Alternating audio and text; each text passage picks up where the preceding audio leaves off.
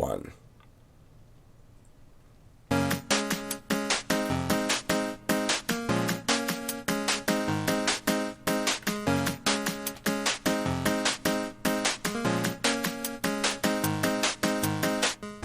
Hello everyone, and welcome to episode 167 of Classic Elite. My name is Scott, and I've got Dustin with me. What's going on, man? Not much. How do you feel about lifesavers? The traditional or the gummies? Either. Generally a fan. They're not like a top 5 candy, but I like them. I usually only get them like around Christmas or Valentine's. Okay.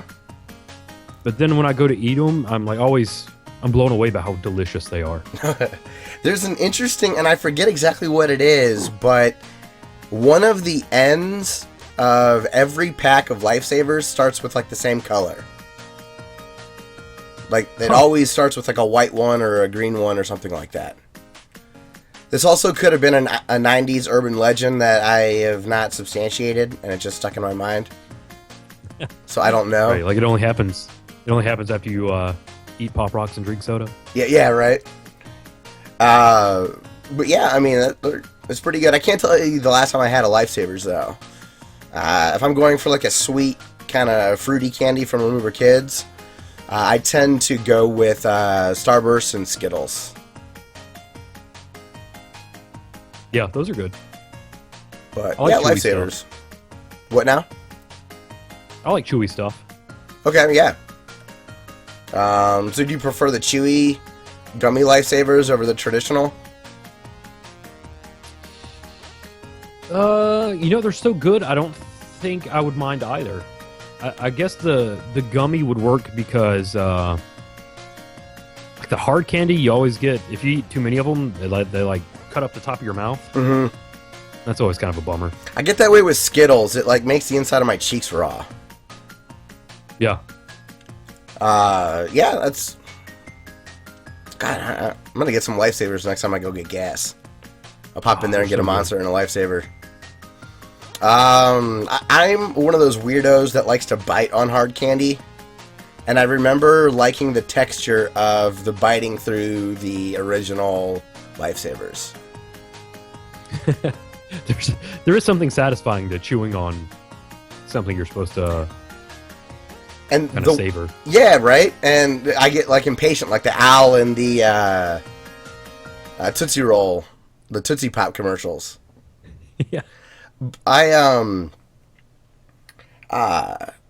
had a real bad habit of that, but one of the candies I loved as a kid that this bad habit of chewing on hard candy like really screwed me over was Jolly Ranchers. If you bite down on a Jolly Rancher, you know the ones that are shaped like a Tootsie Roll? Yeah. Like it'll glue your teeth together. Like it'll hurt to pull them apart. So that'll pop your jaw out of the socket. Yeah, right. Oh my God. You know what? If you've got a kid whose baby teeth are falling out, just dare him to bite down. You rip those molars right out. Yeah. Get them going. Or like wisdom teeth, if you don't want to pay for that. I think I've told that story before. Mine were impacted. I had no choice but to get them all cut out. And I could hear like the crunching because they didn't put me all under. I could hear the cracking of the... Oh, it was so gross. I hated that experience. So, Dustin, I ran into a lot of trouble posting the last episode. Not from like a technical production standpoint, but I had friends in town and shit going on every single day and couldn't get around to posting. So we recorded it on like a Tuesday. I don't think I posted until like Sunday. That's all right. It's going to put that episode and this one that much closer together. Yeah, exactly. So we didn't get a chance to talk about New Year's, even though the last episode came out after New Year's. So how did New Year's go? Let's see. I took Solomon stayed at his grandmother and grandfather's. Okay, nice. And I took Kim out to see Daddy's Home with Will Ferrell and Mark Wahlberg. Oh, okay. How was that? All right. All right.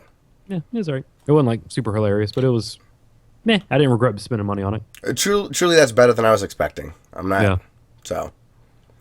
Um, we went to a Japanese restaurant, ate a bunch of sushi. Oh, hell yeah. I love that. Any Yeah. hibachi?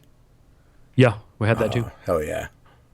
Uh, we usually get a large popcorn at the movie but we went to dinner 1st and we ate all that food and we got a small.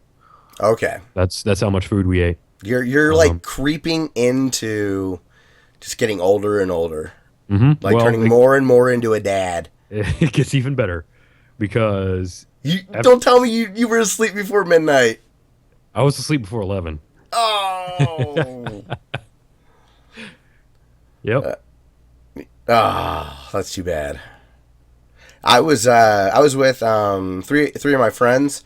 I had a couple people over, and Dustin, I had a pregnant woman, a dude that was in town from Beijing, so still with jet lag, and my friend that gets up every morning around 4 a.m. to go to work.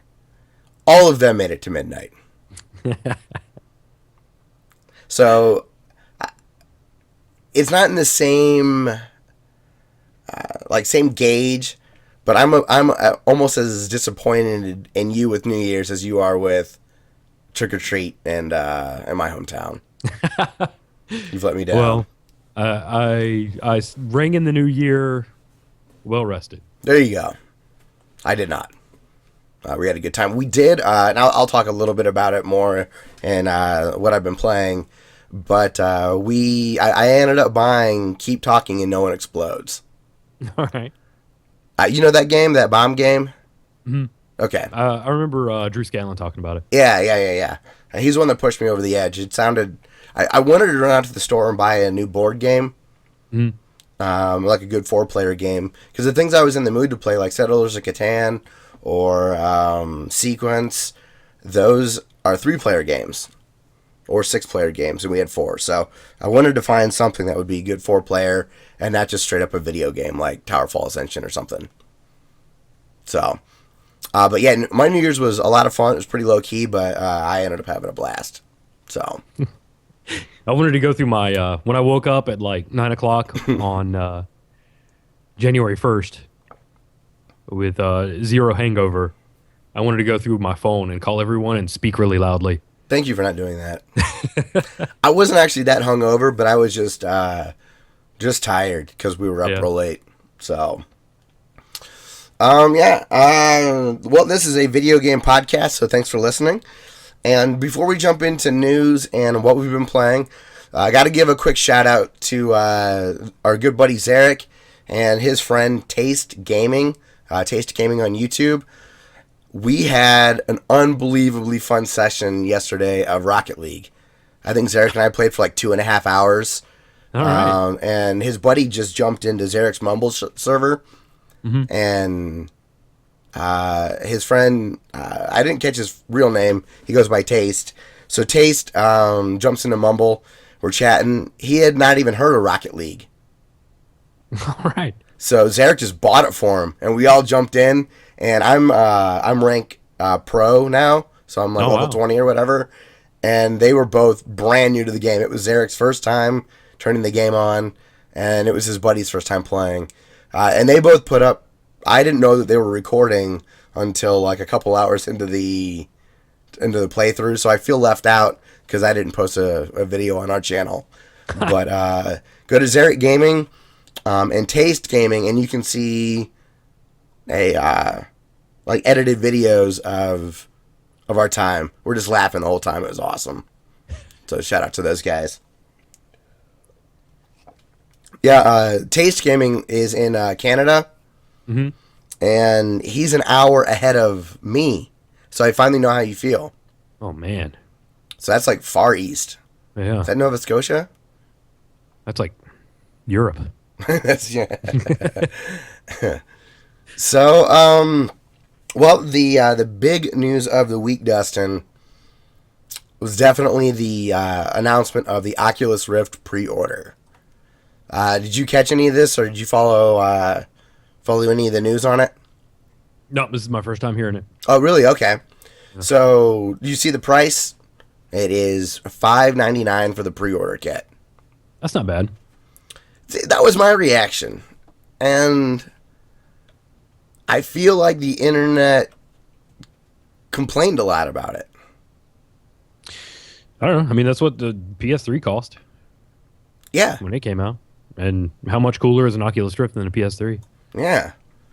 And there's a video from Total Biscuit that was absolutely phenomenal. So I'm going to link that in our show notes. So I'll go over some of the points that he made that I just completely agreed with regarding the kind of the internet backlash. A lot of people were really disappointed in the fact that they thought that the dev kits were going to be a fair indicator of price. Mm-hmm. And those were going for like, what, $350, $300, something like that? Something like that.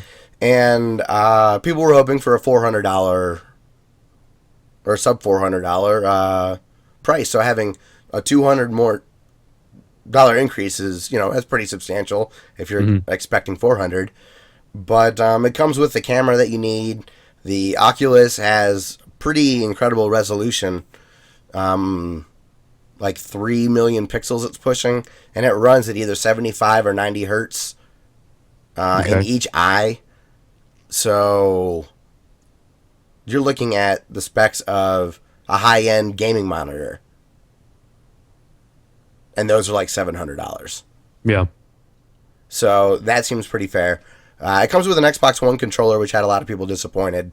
But even if they took out the Xbox One controller and just assumed people had some sort of an input device already, what's that going to save? Like $50? Something like that, yeah. And here's one thing that bothered a lot of people is it's going to cost $50 to ship it to you. That's kind of a bummer. Yeah, that one stings a little bit. That's the only pause for concern. I would hope that it would... It feels like they're making a little margin on that, At the same time, they are probably trying to make sure that those things are packed super, super duper tight. You're right, because that's probably really sensitive equipment. Yeah, it probably comes in like a box the size of a refrigerator. It's just nothing but bubble wrap. Yep. Or like it shows up like the leg lamp in the Christmas Story, like a big wooden crate like stuffed in hay. Fragile. Yeah, fragile. Must be. Does he say Italian or French? I think he says Italian. I think so, yeah. Must be Italian. But yeah, I don't know. So I'm glad that your response was, yeah, like it seems reasonable. I mean, for what you're getting, I mean, that's awesome kit for you to be getting for $600. I and the packaging is nice, and there's it doubles as a carrying case, I believe. So that's awesome. So in theory, if you've got friends that have a powerful enough PC to run it, then you'll be able to take it with you conveniently. Like if I try to take my Wii U somewhere, because I'm the only one of my friends that has one, and Mario Kart's awesome, I have to put it in my book bag, and it just like it sucks, Yeah. Just kind of throw everything together. So I don't know. It seems like a premium product, and you're paying kind of a premium price, and it made me realize that Oculus is just not in my near future. Yeah. Our cyberpunk dystopian future is a little ways away still. Yeah. I think Total Biscuit, I agree with his projection here. He said this isn't going to be the year of VR. 2018 is when you can look at. Like, so, and in 2 or 3 years, these current specs it'd be pretty reasonable to build. That'd be a low end PC at the time, Yeah. Who is it that's named after? The law? Everything gets like Moore's Law. Is it it gets twice as fast and half as expensive? I think it's Moore's Law. Let me see. The observation in 1965 by Gordon Moore, co-founder of Intel, that the number of transistors per square inch on integrated circuits has doubled every year since the integrated circuit was invented. Moore predicted that this trend will continue for the foreseeable future. So it's about how many things you're getting in like a small space. So yeah. That's why they say it's always easy to buy more. Well, well, we're starting to run into a problem with the way that they make chips now, Hmm. of just the laws of physics being the issue. The processes are getting so small. They're always getting in the way. Damn physics laws. That's what makes something like the quantum. Not that I have any understanding of how the quantum computing works, but it just is a completely different computer architecture. Yeah. So, be interesting to see if things go that way. And then also with the Oculus, two things. One is or a few things actually. One is they pushed back their touch controllers. I don't know how long, but that seems to be that probably in the end that's the way you're going to want to go versus a controller input, you know? Yeah. Still, Xbox One controls are pretty sweet. Yeah, I've thought about getting one and getting rid of playing my 360 controller on my PC. Yeah. And then, so at Oculus.com, you can run a test on your PC Oh, man. to see if it passes the requirements. So I failed GPU, I knew that. I failed CPU. Oh, man. But when I looked up the required CPU, I did benchmarks against my CPU versus the one that was recommended. I'm running an i7 Ivy Bridge computer, Hmm. and they're recommending the Haswell architecture or newer. Okay. But they said an i5. So my computer has 4 cores, but it's hyper-threaded. Okay. And the one they recommended was only a 4-core. I don't know if it has hyper-threading or not. I'm assuming it does.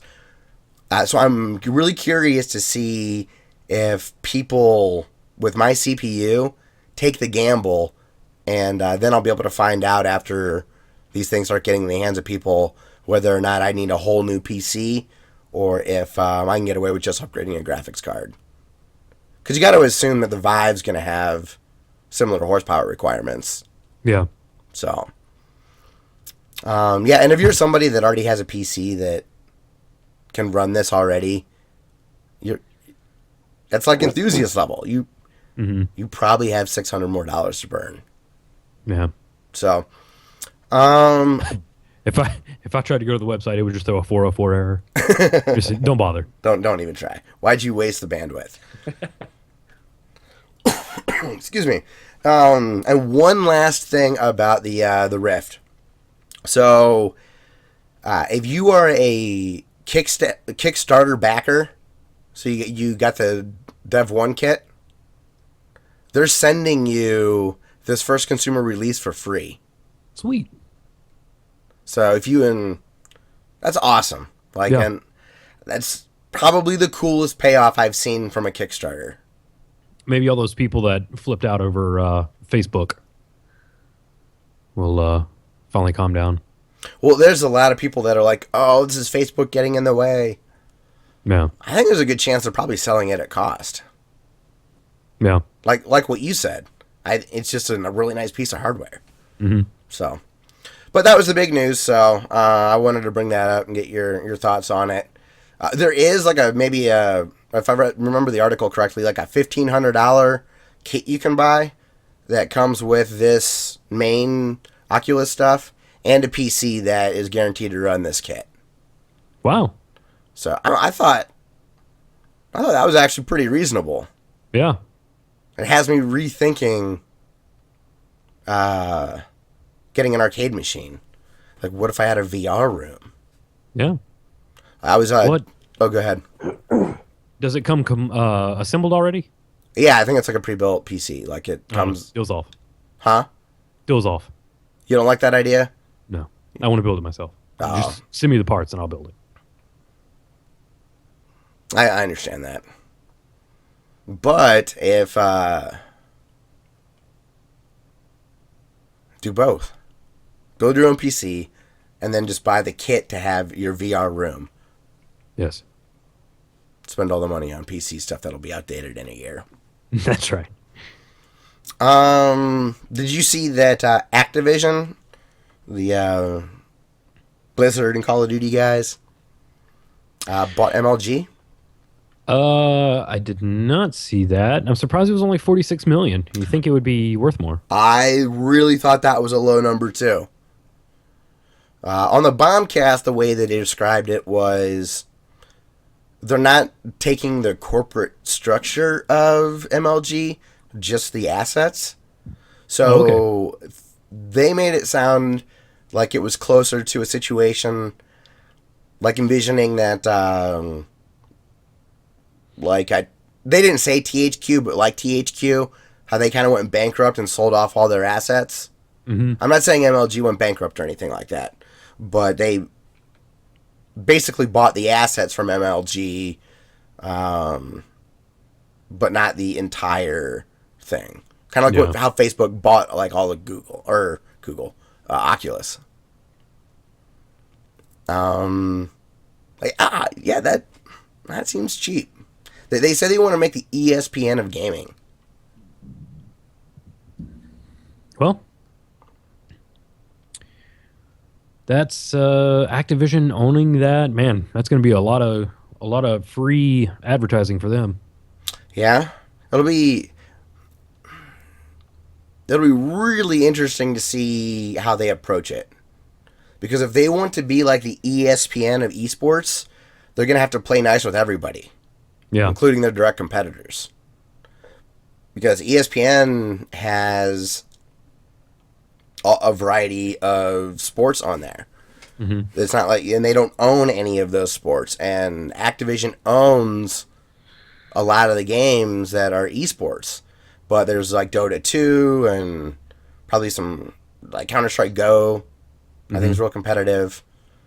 So, if they leave it wide open for whatever's just popular and whatever going to make them money, that would probably be the way to go versus a situation where they're pushing their own products and really only focusing on that. Yeah. Like, Dota 2 and League of Legends are way more popular than Heroes of the Storm. But what if they push Heroes of the Storm? Because that's theirs, Yeah. Do you think esports will actually ever become mainstream? Maybe not to the level that they got in Korea, but you think America would ever see not esports? for a while. I mean, G4 is not even a thing anymore. Yeah. You want to know a big thing that I think is a main factor in mainstream adoption? Nobody goes by their real names. They all go by stupid, made-up handles from when they were teenagers. Yeah. It just... You can't talk seriously about fatality. Exactly. Yeah, that kid. He was kind of like the first... He was the first like pro gamer that I heard of. Yeah. But I think it was Scott Johnson. I was listening to one of his podcasts, and he's just like... Tony Hawk doesn't go by Skater Dude 87, He goes by Tony Hawk. You just know who that is. So hell, that's a brand now. Yeah, oh, I know, absolutely. Michael Jordan, Yeah. You go by your name, I think, if you want to be taken seriously from a mainstream perspective. Unless you're Kesha, then you can put dollar signs and shit in your name, and then you're good. Is she still alive? I don't know. It's kind of an outdated reference. She was probably a couple years ago. I just don't know anybody else spelling their name funny right now. You see that PSN went down for about a day? Nope. Yeah. I saw these notes. It had people nervous that there was another big security breach. But it was only a day. I'll link a Kotaku article that I think that goes in and explains stuff. But yeah, I don't know it. I did see that when I downloaded stuff on PS4 from PS Plus, There's just add to my library, so you don't have to like try and download it and then cancel it or anything like that, or you don't have to like delete crap so you can fit it on your hard drive. It's just kind of like bookmarking it. Like they Yeah. streamline that a little bit. Yeah, just like, hey, put this in my library so I can download it some other time. Oh, that's awesome. Yeah. When did they start doing that? Like just recently, you think? I don't remember it last month, so I think it's a January thing. Nice. I wonder if I haven't grabbed my stuff off of PS3 yet, so I don't know if it did on that, but I've been doing it online. I heard the lineup when I was listening to Colin Moriarty's PlayStation podcast. PS I Love You XOXO, I think's the name of the podcast. And when they listed off the games, I don't know if I'm going to claim any of them. what if one of them is like a secret, like super awesome game, and you pass it up? I guess. Later on in your life, you could have to spend tens of dollars on it. That's true. I did miss Rocket League because I was an idiot. So I ended up buying that. So, Twice, yeah. right? But yeah, PlayStation had people nervous. And I don't blame them. That's a good point. Yeah, I'm And, glad that they didn't get super hacked again. Yeah. And this news kind of blew up on social media this last week. There was a gamer in Japan that has left his Famicom running for 20 years because he doesn't want to lose a save file in a game. That's awesome. I thought when I first read it, I'm like, no way. Like, I don't care where in the world you live, power outages and power flickers just happen. Yeah. So I read the article, and it turns out he's had to transport and move the system, but it's only been off for very short spurts of time. So the battery still has life because it's not losing the save when the system gets turned off. Mm-hmm. But we're at that point. I mean, you were just talking about your 2032 dying in your Saturn. Yeah. And we've talked numerous times about hacking up cartridges and are we going to replace those batteries or not. Oh, yeah. After Mike T told us, like, just don't do it, I tended to agree with him. I kind of want to do it just to do it. Do you remember the, yeah, exactly. Like, it's too bad I don't have, like, a double of a battery backup game. Yeah. So I'd love to just try to get in there and do the soldering and be a fun little project.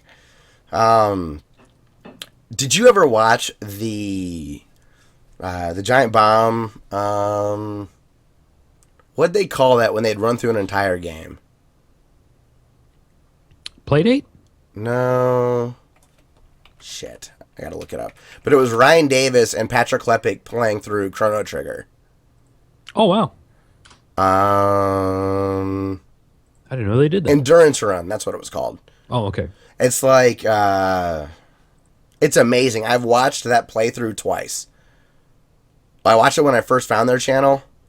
And then after Ryan Davis passed away, that was my go-to thing to kind of be like, I miss him. I want to listen to some Ryan Davis stuff. Yeah. And how did I get off on that tangent? Battery backups. Battery backups. So, Will Smith from Tested was like, hey guys, do you want me to replace the battery in your Chrono Trigger cartridge? And they're like, nah. Well, they started the first episode, they start and they play through the game and their save file gets corrupted. Or like gone or erased or something like that, right? Yeah. So they start again on the second video and there's this extra tension at the beginning of every video of, is our save going to be there? Yeah. And so they play the game beginning to end, and it was Ryan Davis's first time playing through the game. And Patrick played through it when he was like a kid. So he remembered bits and pieces, but not a lot. And just seeing like the joy of like them figuring shit out. And it was a series where they would do it like on a Thursday or Friday. They would sit down for a half hour or an hour and play through part of the game until they were done. So it was like every week they would put out that video. Cool. So I would check that out if you haven't seen it. It's good, like fall asleep to stuff. Is that that's on Giant Bomb, of course, right? Yeah, under their okay. videos tab. Okay, great. But yeah, I don't know. Do you have any saves that it'll just break your heart when it finally is gone?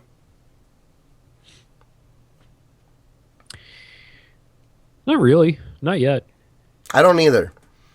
Like if Saul and I were playing through a game and we had a save, and that I lost that'd be kind of a bummer. But Yeah. I lost a save on Shadowrun once, and that was kind of a bummer. But I just put it on the shelf and came back to it some other time. Yeah, I guess a game that I would have been really upset with that I would have wanted to hold on to was maybe like my first run of Legend of Zelda or something like that. Mm. But I've played through that game so many times, I don't care. And Yeah. that save erased really easily. Remember when you get the blinking light Mm-hmm. and you had that weird hit reset then power to save your game? Just so it didn't like wipe it, just turn it off. Yeah, and like when it would start blinking sometimes, there goes your save. Oh man. That sucked. But yeah, that's pretty cool. Like the guy left his system running for 20 years. What game was it? You said, I think before we started recording, that you wanted it. Yeah, it's called Umahara Kawase. It's a Japanese exclusive. It's like this weird platformer where you're a girl that uses like a fishing line Okay. to get up and down, and you have to it has like really weird physics that you have to use to get up, and it's kind of a weird game. Cool. But I always thought it looked really cool, and I wanted to get a copy of it, but it's like $70, and I don't have a Super Famicom, so I'd have to like buy that and the game and blah blah blah. Well, you can play Super Famicom games on your Super Nintendo if you're willing to scar it up a little bit. Yeah, but I'm a weirdo. I may as well just buy the system. Yeah, well, yeah, that's true. Like, I thought you might have a spare Super Nintendo. I know you don't have a lot of doubles and stuff, Yeah. but I could see that. So I thought, yeah, take the yellowed one and rip the tabs out. My Super Nintendo is a Generation 2 one. That like little slim economical one. Oh. Kind of a cheap piece of plastic. But it fits in my little desk I use for my retro setup. Mm-hmm. So I actually prefer it. And it has the same inputs too.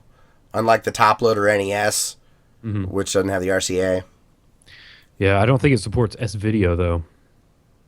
Did the Super Nintendo? Mm-hmm. Oh, I had no idea. Yeah, it looks sharp too. I bet. I had no idea. Yeah, I don't know if it does. I'll Google it after the show. And the last thing news-wise that caught my attention, on Reddit, some guy put a bunch of pictures up of a D&D set that he printed, that he 3D printed. Mm-hmm. So he brought his D&D game to life. That's freaking amazing. Yes. What I was really impressed by was the paint job he did. I agree. I thought the same thing. The stone looks like stone. Yeah. Water looks like water. Like he did an amazing job with the painting. He said it was just like cheap acrylic paint he bought at Walmart. It looks But unbelievable. It looks professionally made. It does. It absolutely does. Because there's sometimes when you see 3D printed stuff, because the resolution is still pretty low, you can see a lot of the lines and stuff. Mm-hmm. But he must have taken the time to sand off any imperfections, and yeah, the paint just looks amazing. It doesn't look plasticky at all. It looks like it was molded. Yeah. Yeah, I had the same thought. I bet he is an awesome dungeon master. Like super creative, really into it. You need a good dungeon master. I'm not. You know me. I like to be put in scenarios that I need to overcome. I don't like to like think them up. That's why those open world games generally kind of turn me off. Because I don't, I want someone to make the fun for me. I don't want to make my own fun. I shouldn't say open world. I should say the ones that focus on the sandbox stuff. Yeah. Like goofing around in Goat Simulator. I hated that. That game blew up. I got a lot of thumbs down on the video I made about it. Because I was really... I just spoke my mind. I'm like, this is not funny. I see people laughing. I don't find this funny. I think it's boring. It's random for the sake of being random. They're not as hardcore gamers as you are. I don't consider myself They need to step the game up.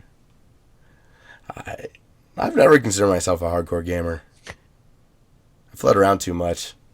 And I always feel like I never liked the real popular thing. Yeah. Except for when we were kids. I was obsessed with the popular thing. They're just too big now. Like 30, 40 hours is a long time for one story, you know? Amen to that. Although I looked at my Steam library, I've put in 28 hours to Rocket League so far. But that's been small bursts over a long period of time. Yeah. And I like repetitive stuff, so, like Mario and Heroes, stuff like that. Hearthstone. So, you have been playing one game, it looks like, this week. That's right. Syndicate. Not Assassin's Creed, just... No, Syndicate. Is this that Unreal Syndicate thing? Like, you have to download the Unreal client and you get it free? What? What the hell was that? Are you thinking of Shadow Complex? Yes. No, Syndicate is that like cyberpunk first-person shooter that Jeff Gerstmann's always talking about. Yeah, okay. So I played a little bit of it last week, and I was telling you how I felt like I was having fun, but I didn't feel like I was playing it right. Like I felt like I could get better at it. Okay. Like kind of like master the flow of the game. Well, I unlocked a third ability. So you start out with suicide, where you can like kamikaze style, like you make the bad guy commit suicide. Oh, okay. So everybody has these. They're called dart chips. They're like basically wireless interfaces for like manipulating different things, so you can like hack different stuff. Okay. And did my your webcam just shut off? Video just disappear? Yes, it did. Interesting. It's starting to come back. I'm sure it'll work. So what were you saying? Okay. But yeah, you basically have computers in your head, and everybody else has a computer in their head, and you can use it to like hack stuff around the environment or hack other people. And you start off with suicide. Okay. So you can make people commit suicide. It takes them out. If they're around people, they will hurt them too. And then you unlock. I think it's called blowback. So it basically makes the weapon that they're using backfire, and it will knock them back and stun them for a moment and make them easier to kill. Like any shot that they try to fire at you? Yeah, but it will. It's an instantaneous thing. Like as soon as you hack them, it happens. Oh, okay. Like you don't have to like hack them and then like get out in front of them to try to coerce them and shoot. Okay. Right. It's basically a grenade without using a grenade. Okay. It'll kind of like knock them out of cover so you can shoot at them rather. And after that, I unlocked an ability called Persuade, and that will have the person that you hack fight on your side. Oh, okay. And that's when it kind of felt like it opened up for me, because like a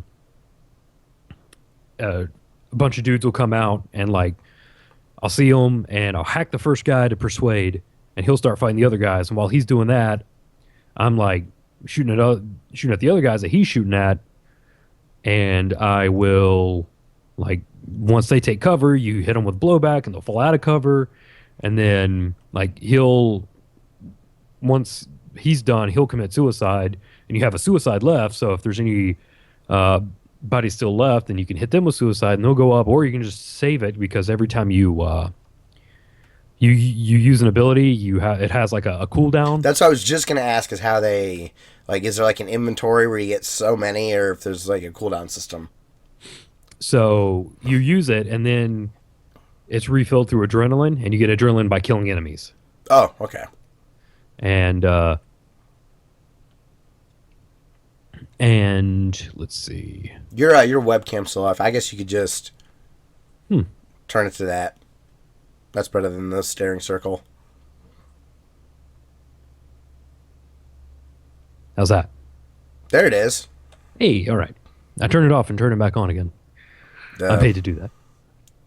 I have to do that with my car. Sorry to jump in. Have I ever explained this to you? Oh, no. So sometimes my Bluetooth will just stop working. I think I've complained about my car software in the past.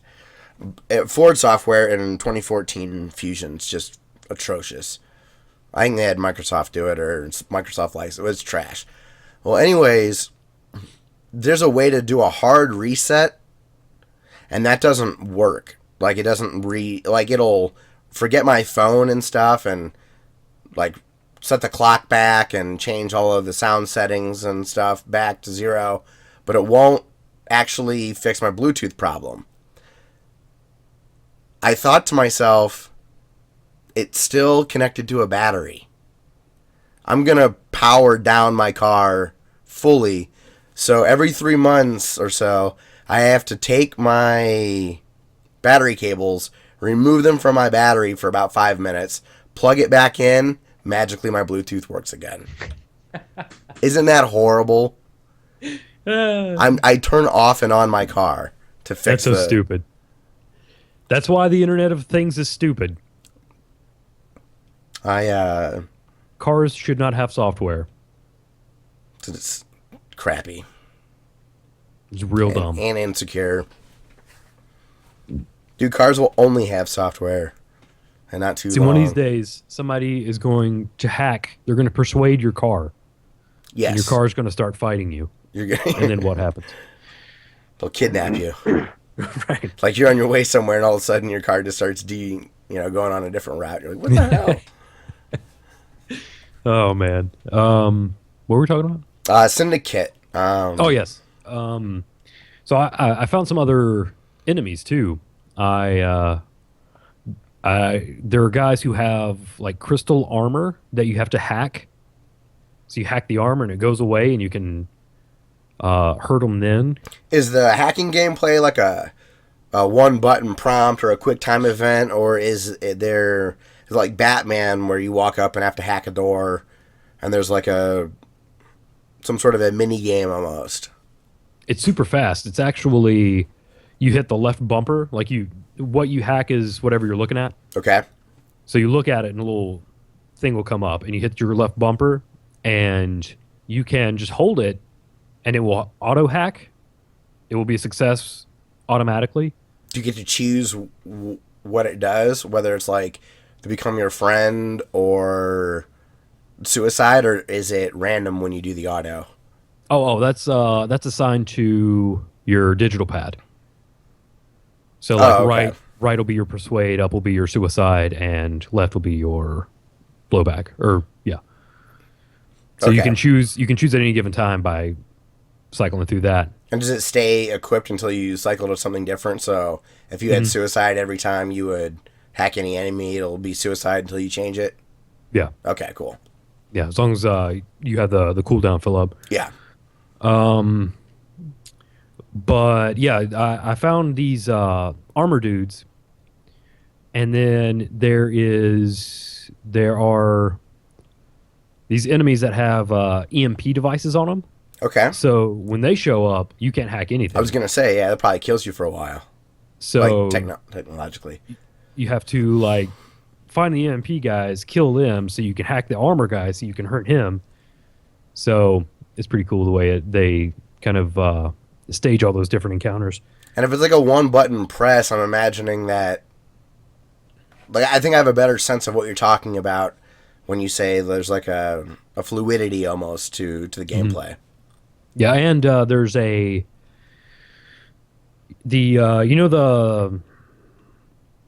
active reload in Gears of War Mm-hmm. where you have to hit it and you get like extra bullets. Yeah, like If it you reloads right away or whatever. Yeah, if you there's like a sweet spot, almost like a golf game counter. Mm-hmm. So it fills up, and if you stop it on the sweet spot, then I guess it has like extra oomph to it. In Syndicate? Yeah, Okay. yeah. But if you go too early, then it fails. So that there is a little bit of a risk there.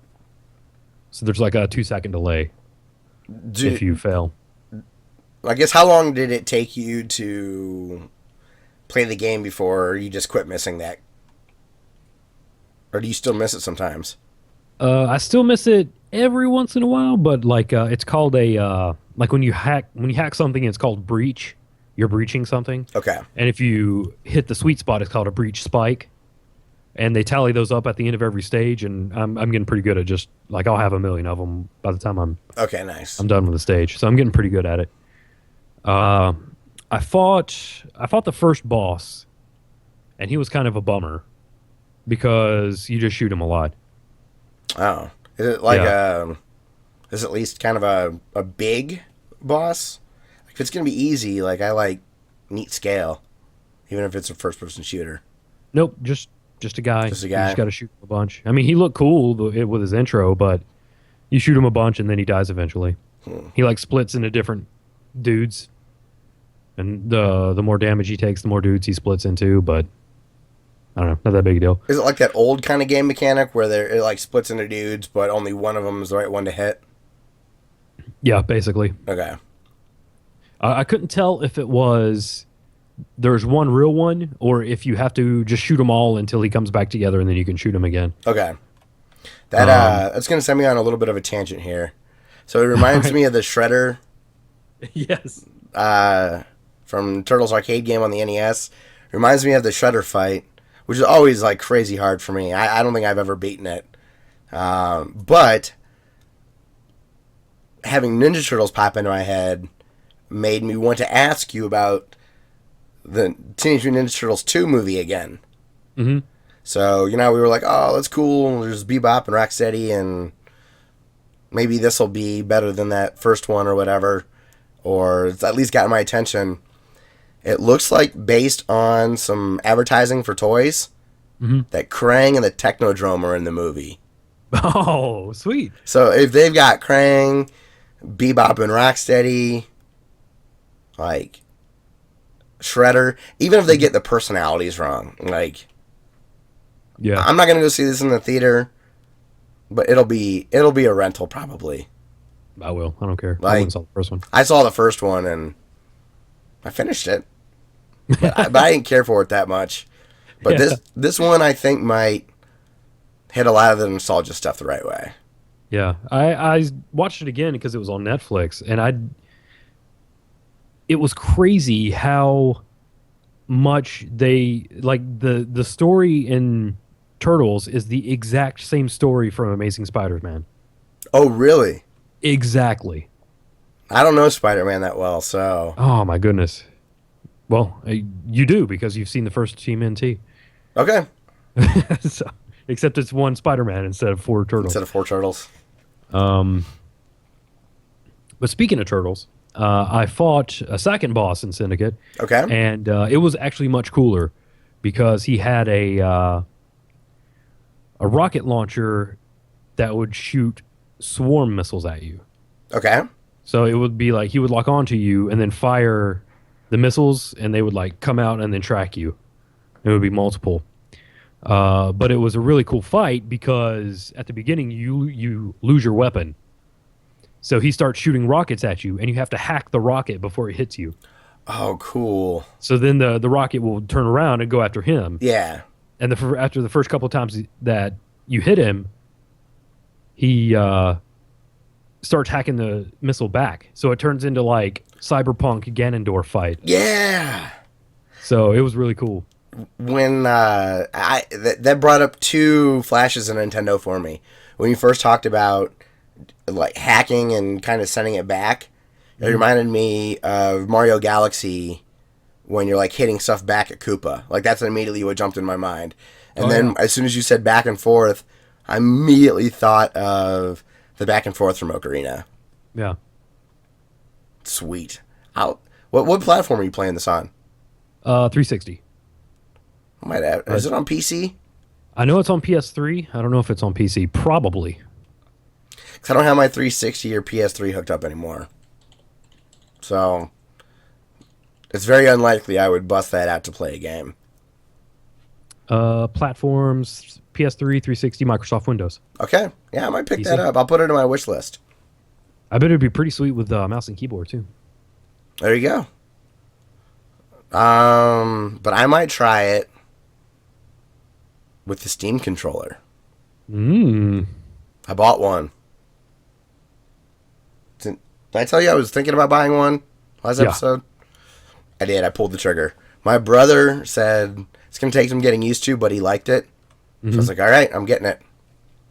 I think I would try Syndicate with that. Just to see. That's the one with the recessed touchpad things, right? Yeah. What do you think of those things? They're strange. Like, sometimes when you're holding it, it feels like a mouse ball is under, like a mouse scroll wheel is under your thumb. So if you, like, swipe real fast, you can still hear it clicking and slow down. There's, like, a sense of momentum. Like if you scroll real hard on a mouse wheel. It's just That's real cool. Kind of trippy. I've got smaller hands, so like the reach from the pad to the face buttons here is a little bit of a stretch for me, but the joystick feels just like a 360 controller. I forgot that your image is flipped for me. So the face buttons were on the left side, and I was like, what the hell did they do? Oh, that's right. Yeah, I'm backwards to you so that I can be the correct way on YouTube. Yeah. Oh, that's funny. Wait, no, we're good. Yeah. No, they didn't go that crazy. But I played, were you done with Syndicate? Yeah. Okay. Cyberpunk Ganondorf. It was cool. Cyberpunk Ganondorf. I had trouble saying that. Excuse me, but yeah, the Steam controller is kind of neat. I tried it with Portal, and just like I talked about having trouble getting the my thumb to the buttons from the D-pad, they automatically mapped a jump button to like. So there's triggers on the bottom here. Can you hear the click? So I'm pulling in on the grip, like so it's. Oh, all right. My fingers pulling it down. So pulling your finger off the mouse, the trackpad on the right, and hitting jump or whatever, it just doesn't work that well. So they've mapped jump to squeezing your left hand, so you never have to take your hand off the controller. Okay. I think I've played too much Portal. I can't not take my thumb off the trackpad. So it's like a major adjustment for me. So I think going into games that I don't like, or that are not that I don't like, that I've played before, I don't think I'll like playing with this. But newer games I'll be willing to try with it. And it's just kind of a neat little toy to have. I think that would be. I'd probably have a lot of problems with that. With like the same way with a Vita. Oh, like, accidentally touching the back thing. Yep. I think I would like tense up and start pushing buttons. There's apparently like an add-on for the Vita that you can buy that turns that gives you triggers instead of you having to use the touchpad. Huh. Man, I wonder what that thing would look like. I bet it'd be worse than the Circle Pad Pro. Yeah, the Franken. No, never mind. To hell with it. My brain's not working anymore. And then aside from Portal, I was like, I'm gonna try a platformer. So I tried Ori and the Blind Forest. Uh huh. That was a bad idea. You could get by, you could get used to it, but it's not made for that. Yeah. So, what's cool is there are community profiles. So because you can configure pretty much every button to do what you want, and I think you can change like the scroll speed and stuff like that. So you can customize what the controller does for every game, and it saves your profile. And you can also upload the profile that you created, and then other Steam users vote, or not vote, but it lets you know how many other Steam users have that particular profile activated. Cool. So I tend to go for so instead of trying to calibrate it myself, I'm just using the community stuff to activate that, and it's a couple button presses, and that's cool. There you go. And it launches big picture mode real easily, and navigation seems to work. I haven't typed anything, but apparently the typing is really strange because it feels so natural. Huh. They have half the keyboard accessible on one touchpad and half on the other, and it just feels like natural typing, I guess. So I'll report in later with that. But it's making me want to try to find like a highly recommended RTS or a highly recommended city building game for the controller, like City Skylines, or I don't know of a good RTS that would use it. But I want to try I want to try that couch experience with a mouse and keyboard game that's going to work well. I got an idea. Okay. We're going to do our own version of the City Skylines music. Okay. Release the album. It's going to be City Skylines Remix, but the title is going to be CD Skylines. Okay. Because that's what it sounds like every time someone says that. CD Skylines. CD Sky. It does. Wow, it does. I'm never going to not be able to hear it that way now. Yeah. CD Skylines. My buddies and I, the day before New Year's, I had people over as well, a different group of people, but we played a lot of games. We even busted out Nintendo Land and played this really strange, like hide and seek game on it. Haven't played Nintendo Land in a minute. And we were taking turns playing Towerfall. Okay. And we finally beat the expansion that my buddy and I couldn't beat. But unfortunately, it was my turn out when they beat it. So I got to see the end sequence and stuff, but I didn't get the satisfaction of being one of the ones to complete it. But I was still happy that they beat it. Yeah. Because I get the achievement and all that stuff, so. That you didn't earn. Yeah. We also played a little bit of Mario Kart. A little bit of Fibbage. And then, so Keep Talking and No One Explodes was incredible. What I did was I went to the bombmanual.com website, which is funny that bombmanual.com is a website for a video game. Right. But you go there, download the PDF, and I printed it off so that we could like take turns shuffling the papers, organize it how we want, all that kind of stuff, right? Mm-hmm. And I had the people giving the instructions sit on one side of my table, and then this is a really light game, and it's like 500 megabytes. So even my shitty laptop ran it fine. So we'd have one person on the end of the other end of the table then facing my laptop, and then they would have to describe the bomb. So for anyone that doesn't know about this game, it's a bomb defusing game. One person can see the bomb and everybody else can see the manual. So as long as you're talking about what you're seeing, you have an opportunity to not explode. So hence the name, Keep Talking and No One Explodes. And what they'll do is they'll have different segments on, it almost looks like a briefcase. And you'll see a panel that has wires on it. Then you'll see a panel that has characters on it. And then you'll see, what are some of the other puzzles?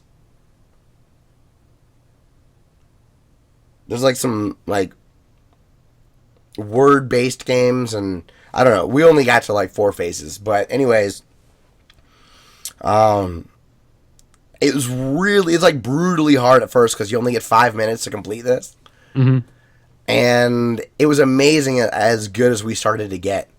It got to the point where one person would stop describing all the wires, just tell how many there were, and eventually you can have the level or the manual kind of memorized, and you can have the game patterns memorized, but it changes every time. So figuring out what to cut, what buttons to push, what serial number you have, because you can rotate the bomb around and get information around the bomb. Okay. Taste Gaming that I talked about at the beginning of the show said that he watched kind of like a speed run crazy version of this game, and they were solving like 20 puzzles. And my friends and I could only do like 1 a minute. Man. So like one of the puzzles is like random shapes and stuff, almost like hieroglyphics. But some of it's like Greek letters, some of it's just random stuff. And what you have to do is describe what symbols you see on the bomb, and then everybody else has in the manual like 6 or 8 columns of random symbols, and you have to figure out which of the columns of random signals has all the 4 that the bomb person listed off. And then they have to press the symbols in the order as they appear in that column. So they could read them off in a particular order, but that's not the order that you have to press the buttons. And like figuring out which columns and what, like I just can't imagine guys being that fast with it. Like, Man. I can't wait to watch that. So it's an amazing game. I would highly recommend it. And yeah, I played Fibbage, or not Fibbage, but Rocket League. It was awesome. It was really, really fun. It was amazing because I'm technically pro level, but only because of the amount of time I've spent playing it. It's not a skill based thing. You always get experience points and stuff. But to know what I was doing and play with 2 people that had never played the game before, it added so much fun. Like, just so much laughing in the middle of the game. Like, at one point, Taste was like, oh my god, is this our goal or their goal? Like, he just was lost on which was which. And Zarek and I just started laughing, and neither of us could explain to him. Like, we were laughing so hard, we couldn't explain which goal it was for him. Because he was just, it was amazing. And watching their videos was really fun.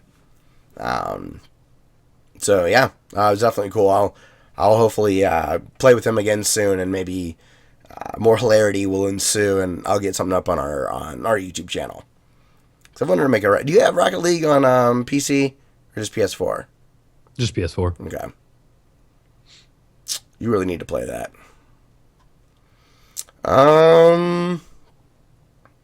That's it for what I've been playing. So let's get to our YouTube comments, and then we'll call it a show.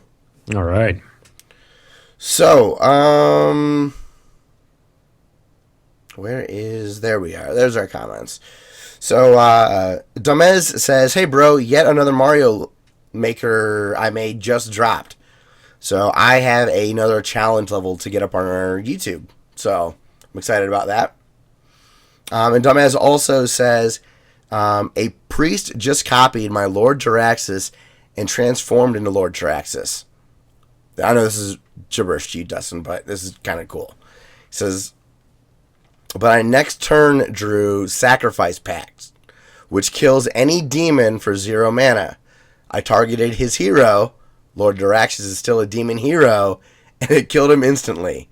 So basically what happened is there's this card that turns a warlock into a different creature called Lord Jaraxxus from World of Warcraft, I'm assuming. Okay. And so if you're really low on health, if you turn into Lord Jaraxxus, you get 15 health and you're able to attack. So the priest used a card that copied him. I think there's a spell like whatever you cast, you copy it. Mm-hmm. and that doomed the priest because he turned into a demon, and Dumez had a card to kill any demon on the board. So it was probably a slick feeling move by the priest at the time. Ultimately killed him quickly. So that's pretty cool. Man. That's a bad beat. So, yeah, let's get to Zarek's comment. All right. He says, no spoilers in this comment. I saw this new Star Wars. Using your system of 0 to 1, I would give it a 1. I only had one problem with the movie. I found it hard to suspend my disbelief at times. Everything does have an explanation if you think about it, but sometimes that explanation is a bit of a stretch. I love Daisy Ridley, by the way. I couldn't get enough of her. I saw a game on Steam that Dustin might be interested in. It's called Odalis, The Dark Call. It's inspired by classic platformers like Castlevania. It came out in July of 2015, and I never heard of it. I never played a Xenoblade game either, but I'm loving this. It's not a game for a gamer with only a little free time, though. I would have looked just like my avatar if I'd opened that PS4, the wood block PS4 that we were talking about. Yeah. That would have sucked. I loved Mario 64, but I never played Mario Sunshine or Galaxy. I feel bad about that still. I haven't played Sunshine either. Have you? I played a little bit of it. It's kind of the black sheep of the 3D Marios. I played Galaxy 1, and it was pretty good. Yeah, I loved both the Galaxy games. Those are probably my favorite Wii games. Yeah, Sunshine, it sounds like it gets kind of tedious at times, and that sort of turned me off. I was the same way with Donkey Kong 64. The rare game, there's so many collectibles and stuff. I was just turned off by the... I don't know, it just seemed like almost too big. Like, that didn't sound fun. Yeah. Picking up too much crap. Too much just, like, crap over and over again. Yeah, it just feels like you're cleaning up. Yeah, exactly. And chores suck, so... He goes on to say, I decided to pause this and watch Ex Machina real quick. I can do it for free on Amazon. Getting days off of work rocks. I can just do whatever I want. The movie was pretty good, but I didn't like the ending that much. It wasn't a bad ending, but I would have preferred something different. It's where it's all a dream, right? Everything's always a dream. Okay, I will give this as a spoiler. Uh-oh. It is not a dream. Oh. Sorry. No point in even watching it now. It's not Link's Awakening. You pulled an epic accidental pun at some point. Yeah, and I actually went and looked at it. Now I can't remember what it was. Yeah, I did the same. I don't remember what you said. It was real subtle, though. It's like we were talking about ice, and I said cool. Something like that. I don't know. Can't quite remember. But that's Zarek's gaming channel. Check his stuff out. Also, thank you to Dumez for commenting. You can check out his gaming channel at just search for DUHMEZ in YouTube, and you'll find his channel. So you can check out their stuff. That's pretty much it for me, Dustin. Yep. Anything else that you wanted to chat about? Frankenstick. That's what I was trying to come up with. Frankenstick. Earlier, when I just stopped trying to think because it wasn't working. Yeah, I thought you were gonna say Franken. What the hell's a Frankenstick? That's the Control Pad Pro for the 3DS. No, I remember that No, I don't know what a Frankenstick is. Oh, just you've made up the term Frankenstick for the nub that you attach. Right. Okay. I thought Frankenstick was some sort of like the Mad Catz version. No. No, like some weird term from North Carolina. Okay, like toboggan. Yeah, it's toboggan or what did your wife and her family's from Tennessee, but what did they call cinder blocks? Bricko blocks. Bricko blocks. What the hell? It sounds like a toy. Yes, I thought Frankenstick was one of those situations. Sorry, Frankenstick and Bricko block. It went right over my head. That's our Sega Genesis platformer. There you go. Everybody, I want to thank Ben Landis very much for letting us use his song Through the Forest as our intro music. Also, if you want to follow us from an audio perspective, you can Follow us on Stitcher and iTunes, eventually Google Play. If you like our videos, or if you like podcasts on YouTube, just go to youtube.com/Classic Elite, and you'll be able to see the episode get recorded and a lot of our gameplay videos and all that kind of stuff. Also, if you want to follow us on Twitter or Facebook or Google Plus, just search for Classic Elite and you'll be able to find us. And if you want to email the show, our email address is classicleet@gmail.com. That's classicl337@gmail.com. We haven't heard from Mike T in a while, so I wonder if I made him mad during Game of the Year, Dustin. I don't think so. But we got a cool email this week from our friend Iziak. He was the French music composer that wrote to us a couple of months ago when he had just released a chiptune album, and one that sounded a lot more like a Jim Guthrie feel, kind of the indie game, the movie soundtrack. Mm-hmm. Both albums were excellent. So he just released a new album 3 days ago. It is called New Songs for Old Kids. Hey, all right. I thought it was an excellent title, and it's a little more like a mellow indie rock. Okay. With sounds from us growing up also sprinkled in there. So I really like it a lot. So it's nice and chill. So if you want to check that album out, I'll have his Bandcamp linked in the description.